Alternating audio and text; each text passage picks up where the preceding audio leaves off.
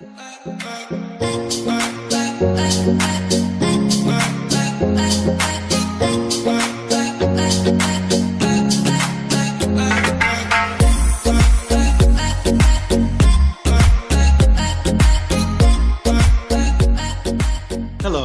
I am Dr. Brian Hale from the U.S. Department of Education, where I direct the School Ambassador Fellowship Program founded on the principles of partnership, collaboration, and cooperation between the federal government and school-based educators. The fellowship, during a one-year experience, leverages the perspectives and expertise of outstanding educators from across the country to inform national education programs and initiatives. Welcome to the 8th Annual Ed Games Expo, a week-long showcase of game-changing education technology innovations that were developed with the support of programs at ED across the federal government. As part of this year's expo, a group of the country's leading education technology developers have produced a series of 20-minute masterclass for educator videos, which each will present models or examples for how to implement a technology-based intervention in a classroom or a remote setting. The quality of teaching in a classroom is the most important factor to impact student learning. In order to promote positive student outcomes, teachers need evidence-based professional development that connects with their existing classroom practices and improves their delivery to engage students more fully. Today's masterclass for educators was produced by a company named Iris Connect, which developed a video technology platform for teacher professional development with an award from the U.S. Department of Education's SBIR program back in 2007. The masterclass will provide examples for using video in different ways to support ongoing professional development. After the masterclass video ends, please stay tuned and join me for a Q&A with the founder and CEO of Iris Connect, Dr. Sean Edmondson, along with several of our 2021 School Ambassador Fellows. We will discuss using video for professional development and ask questions about Iris Connect. Now, off to Sean Edmondson in Seattle, Washington.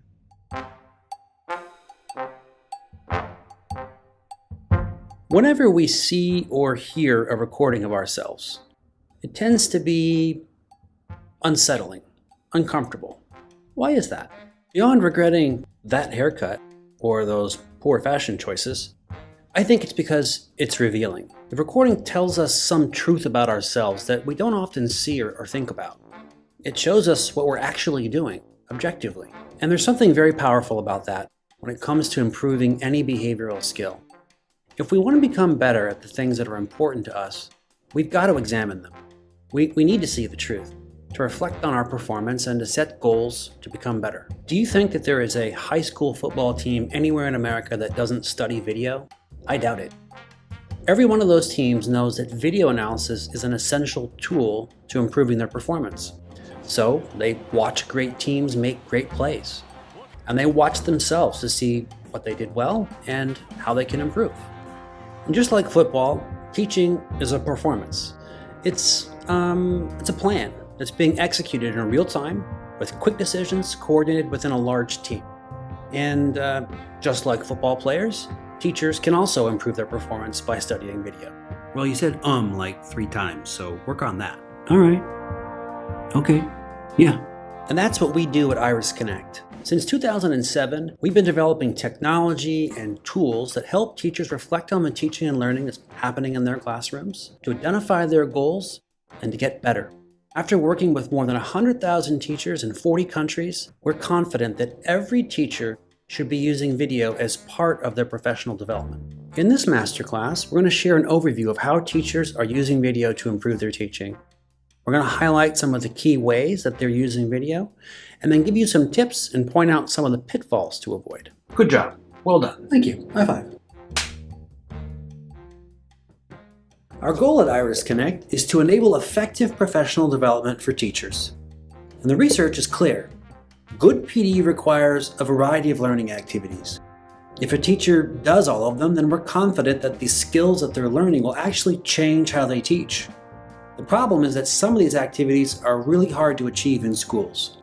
A lot of the typical PD I've had has been very idea-based, but there hasn't been a lot of implementation or relevance in it. You spend one day in a separated area learning about some new strategy or some new curriculum or things that you need to implement, but it's very separated from the real world. So we're going to show you how we use technology to overcome these barriers to give teachers access to all of the activities that make PD effective.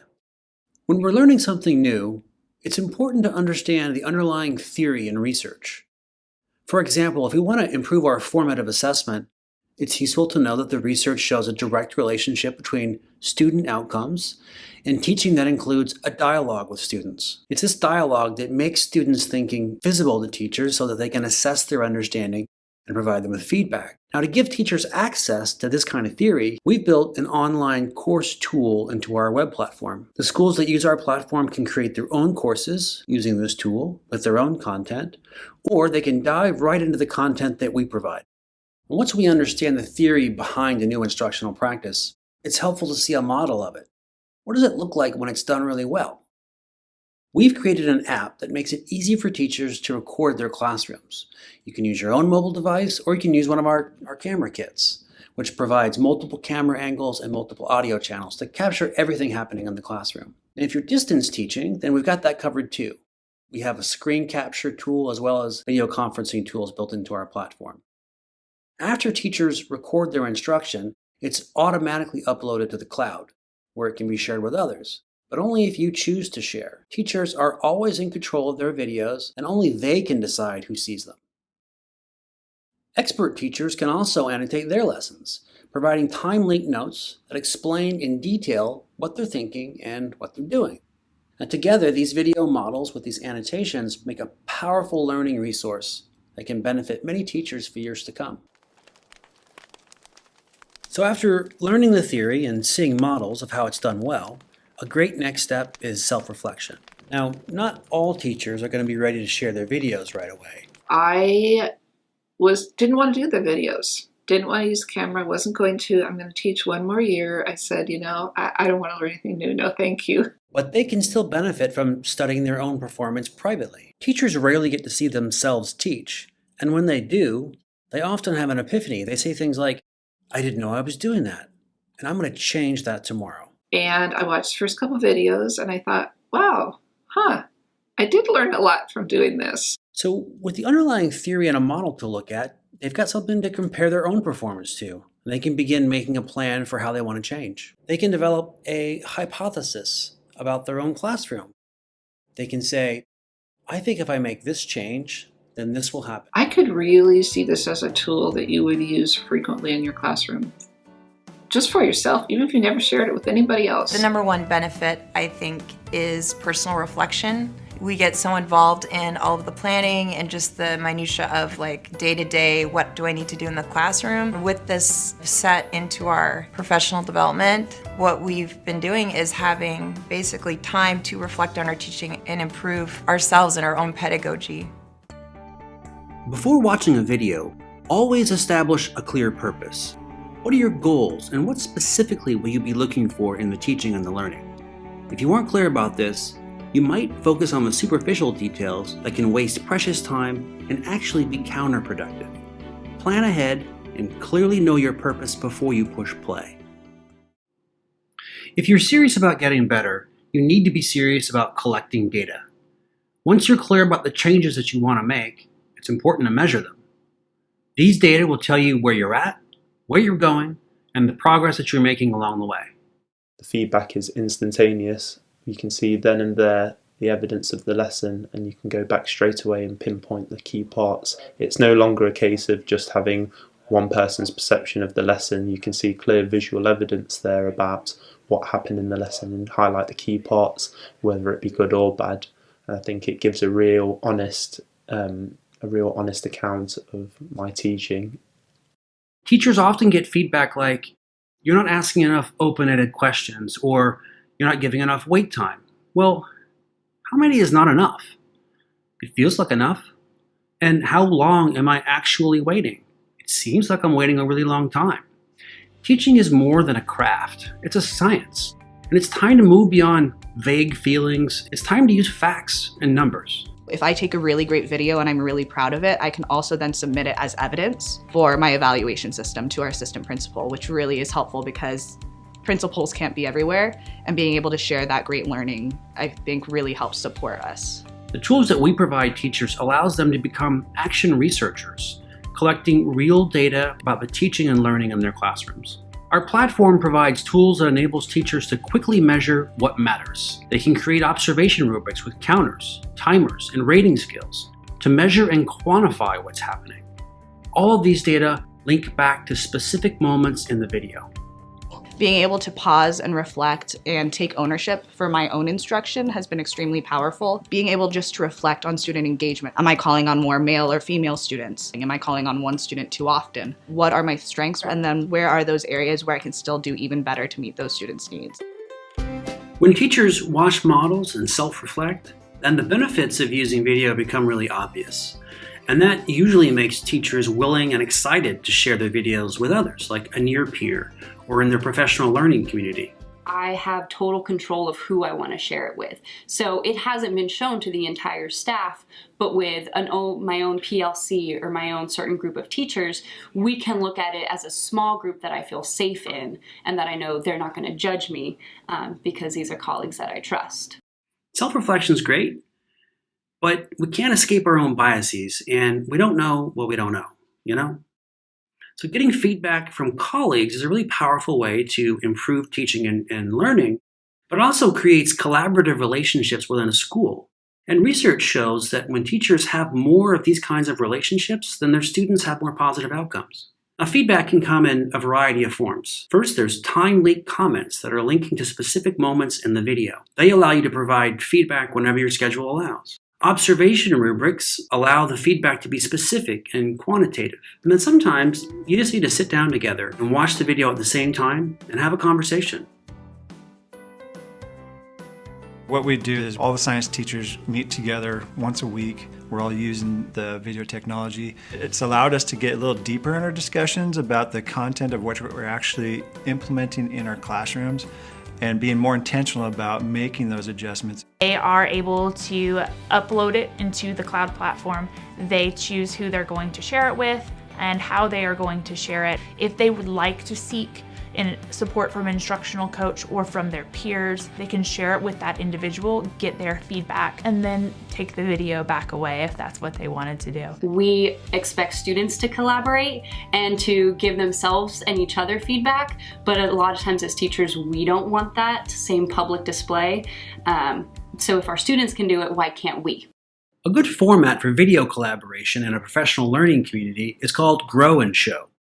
To each meeting, each participant brings two 2-minute video clips. The Iris Connect platform makes it easy to edit longer videos down into these short clips. The Grow clip captures something that you struggled with and that you could use some advice from your colleagues about. The Show clip highlights something that went really well and that maybe your peers could learn from. Celebrate and share your successes.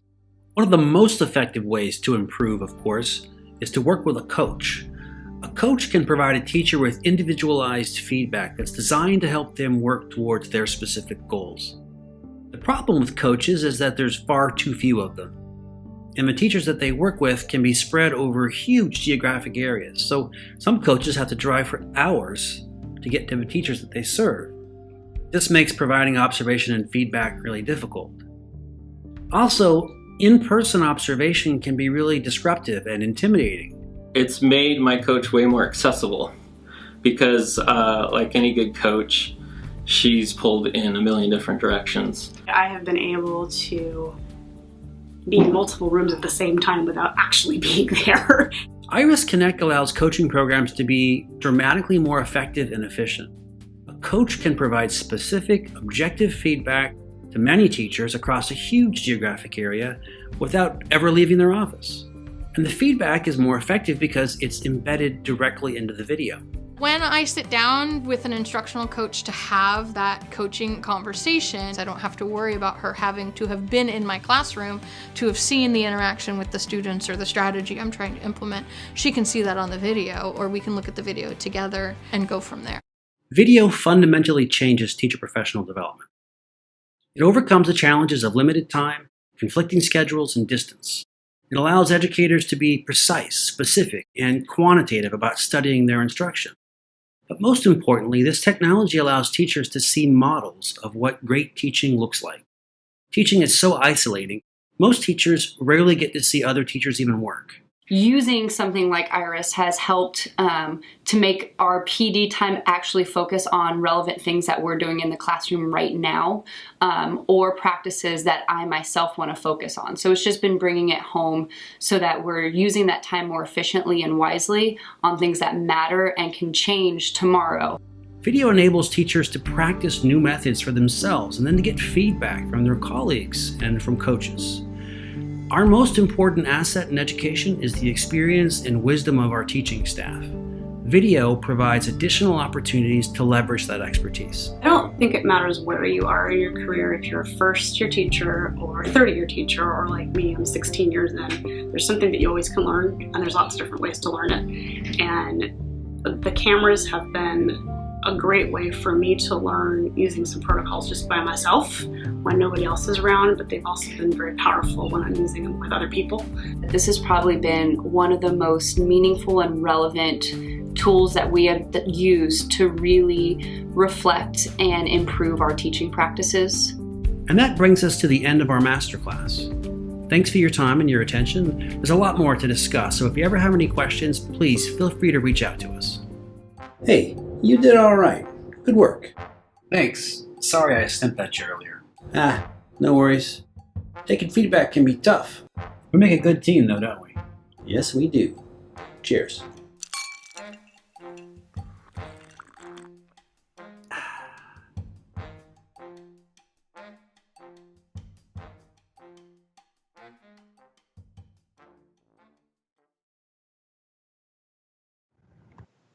Welcome back to the masterclass, and what a great product, Sean.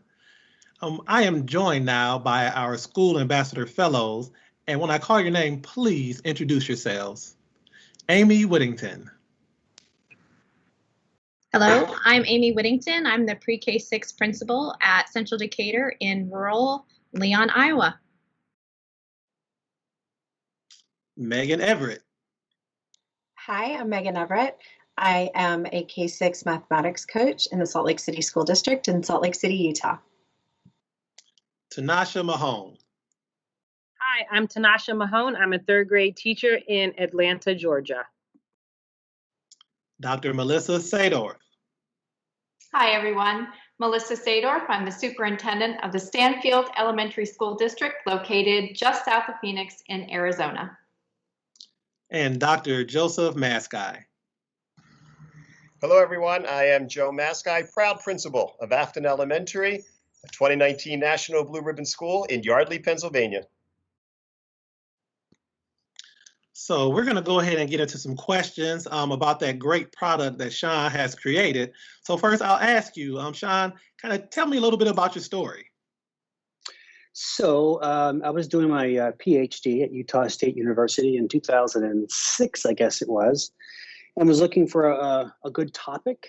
And what better topic than professional development and how we can improve it for teachers. And the idea was to figure out how to build a technology that would give teachers all of the experiences that we know are necessary for PD to be really effective for them.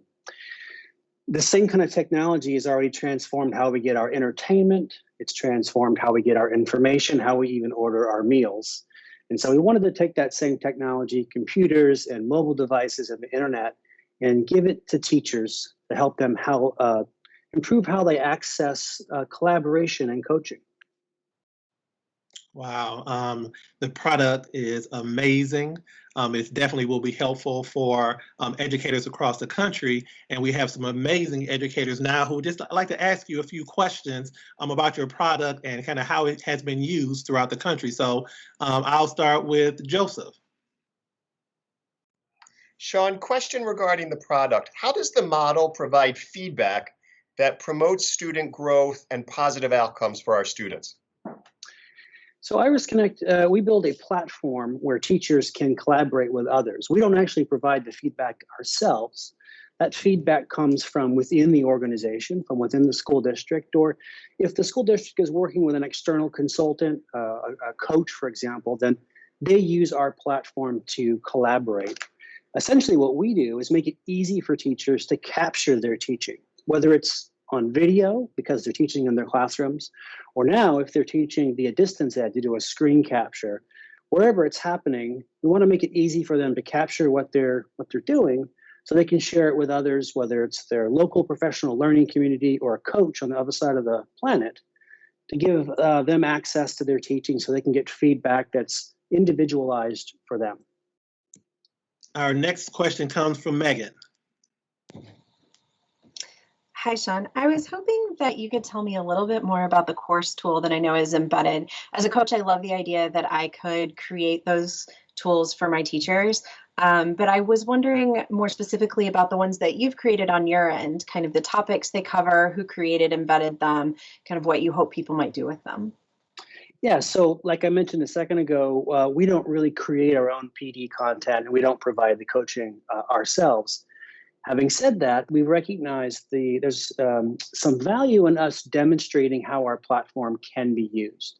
And so we created, using our course content tool, which we call Groups, we created a series of PD courses called Film Club. And the idea was to demonstrate how our technology can be used to facilitate learning using video. And so the topics of our 6 episodes of Film Club were selected from John Hattie's work, which you're sure you're familiar with.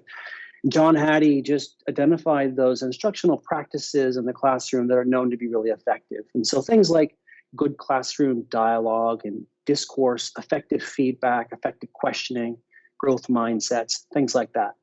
Every Film Club follows the same format. There's 3 steps. The first step is you get the background and theory behind that particular practice. The second step is called the screening. That is, we give you a video and show you a good example of what that practice looks like in the classroom and give you questions to think about by yourself or with your colleagues as you watch that video.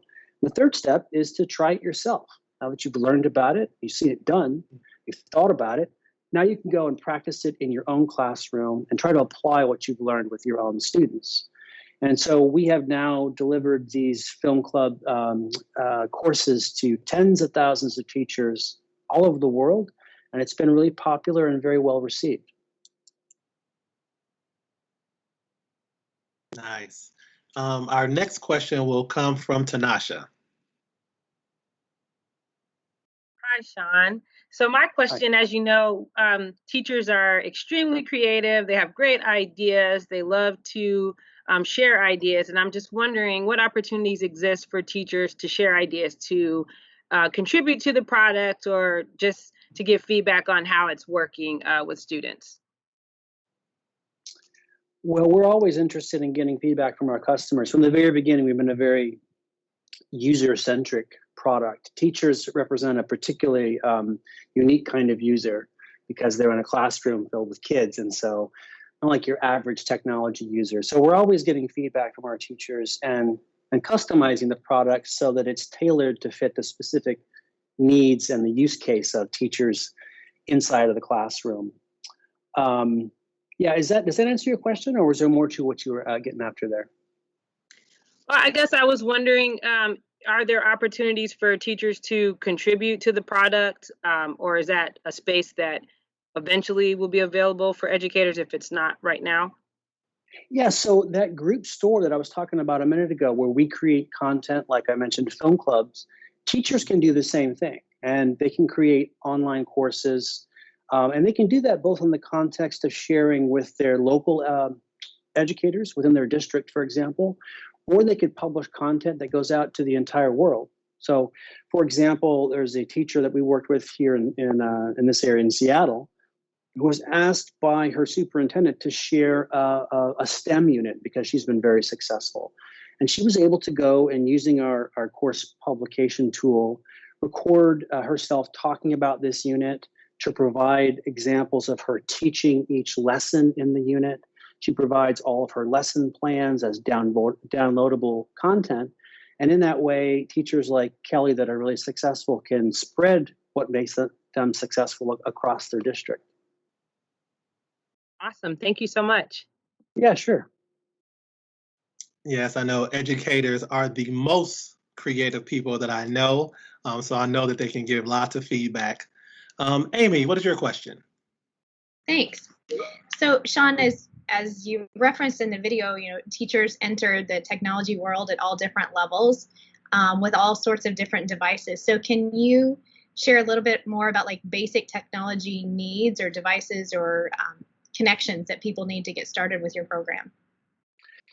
So I think about what we do on a continuum from easy entry point, maybe shallow end of the pool is a better analogy, to the deep end of the pool.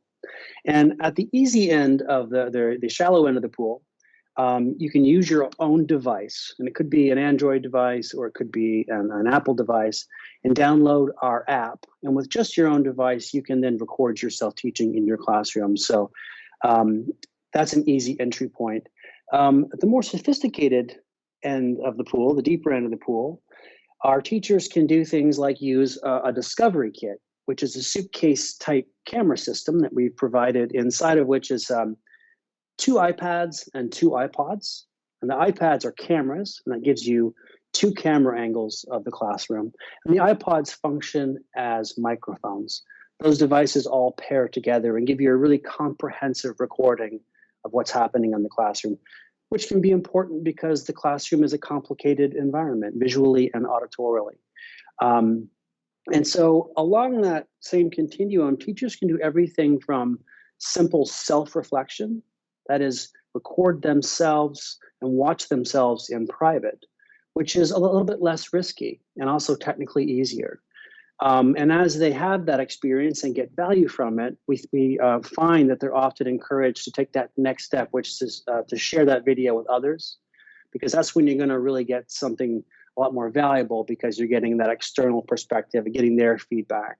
That other person could initially be a near peer or a trusted colleague, but ultimately when you share that video with an expert, like a coach, and you're really going to get the full impact of participating and collaborating with others. So we always encourage schools to sort of move along that continuum in a way that's comfortable for teachers based on their technical proficiency, but also based on their willingness to sort of expose themselves. It takes some time to move along that path. Thank you for that, Sean. Our next question is from Melissa. Hi, Sean. Hello. Iris Connect has been around for a while now, and I'm sure you've gone through iterations of the product and in making it better. I'm just wondering what's next on the horizon. What are your next goals for doing things out in the field with Iris Connect? You're right. We started off the very first iteration of the technology from my dissertation involved the actual hardware was 3 large camera systems, one of which was 6 feet tall and had a giant camera on top of it. And of course, now all that same technology fits into one of these things, right? So a lot has changed. We have never really been a technology company per se. We are a professional development company that uses technology as a means towards that end. And so the future is going to look like collecting data about good teaching and learning in ever more sophisticated ways, and hopefully in ways that are as unobtrusive as possible. We don't want to burden teachers with technology and gadgets and buttons and widgets. That's not what they're interested in. They're interested in improving how they teach and how their students learn. So our goal is to increasingly make the technology fall into the background, so that teachers can focus on becoming better at what they do so their students can learn better. Just a couple of things I'll highlight that we're interested in are using artificial intelligence and machine learning to do a lot of the processing that now has to be done by humans. Right now, if you want to analyze a video or benefit from analyzing video, a human being needs to do that. That's great. Humans are pretty smart, but it's hard to scale that. And we don't have enough coaches and enough expertise to really scale as fast as we'd like. We work all over the world, in countries like India, for example, where the demand and the need for providing feedback is far greater than it is in the US. And so we're looking at how we can apply artificial intelligence to analyze what's happening in videos and give teachers feedback about what's going well and where they can improve. Even if it's just in small sort of micro ways, those tiny bits of feedback can be very beneficial and provide improvement for teachers at great scale. Great, thank you so much. Sure. And our last question comes from Megan. So you mentioned that you began this back when you were working on your doctorate, and I was just wondering if Iris Connect is being used for research, and if so, maybe in some of the ways that it is being used. You know, my very first customers were not educators. They were, in fact, education researchers who saw our technology and said, hey, that same technology you're using to record what's happening in the classroom makes a lot of sense for us, education researchers who are conducting large randomized controlled trial studies and have to collect lots of observational videos. And so we have worked with the likes of Mathematical Policy Research and the American Institutes of Research, for example, who conduct these studies on behalf of the Department of Ed. And they use our technology to record teaching and learning across the entire country, these large studies. Our videos then get used as part of their data analysis process. They use our platform to watch the videos, analyze them, and conduct their research at a huge cost savings to the project. It's much more efficient, much more effective for the project. It's also much more secure. And now in a time where we're trying to limit the number of people that are going into schools, this technology makes even more sense. So education researchers have always been using our technology since the very beginning and will keep doing so into the foreseeable future. That sounds like a great opportunity. Thanks. Yeah. And you know what? We're going to add one more question, and that question is going to come from Joe. Sean, appreciate the opportunity to ask one follow-up question. Thank you, Brian. Sean, as a principal, I'm always interested and I'm always searching for tools that can improve teaching and learning in my building and provide meaningful PD for my teachers. In listening to your explanation, though, today, I had an idea and I had a thought. How could this platform help me as a building principal who is responsible for the supervision and evaluation of my staff?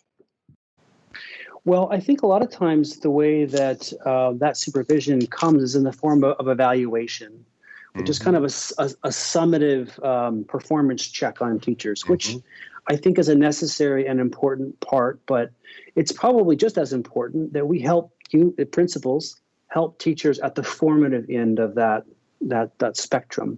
So what we have found is that teachers would much rather be observed via video than in person, because that in-person observation can be very intimidating.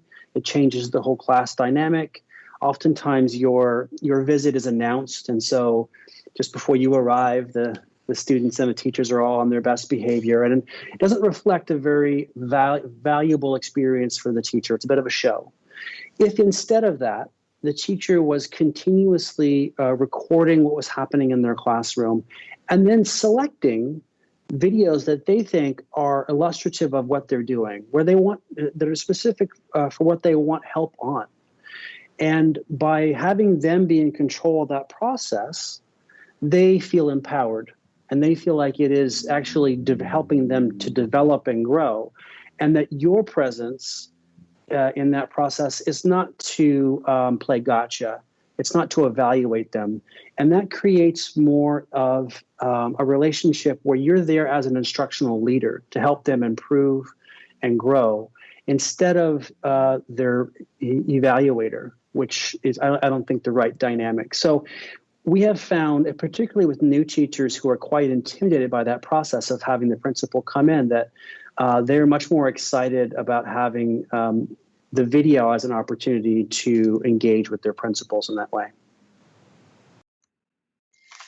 Sean, thank you so much. I agree 100% with you on every level. The announced observation does carry a level of artificiality with it. And I love the idea of the teacher having choice and, more importantly, voice in selecting what would like to be submitted for the observation. And I especially love the role then of the principal as the instructional leader and the coach. So hats off to you. Yeah, I might put a shout out to Harvard's Best Foot Forward project.